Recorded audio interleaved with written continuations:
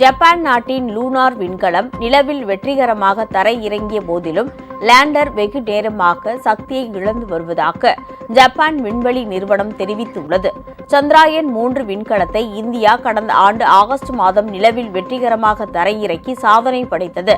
இதைத் தொடர்ந்து ஜப்பான் அனுப்பிய லூனார் விண்கலமும் நிலவின் மேற்பரப்பில் வெற்றிகரமாக தரை இறங்கியது.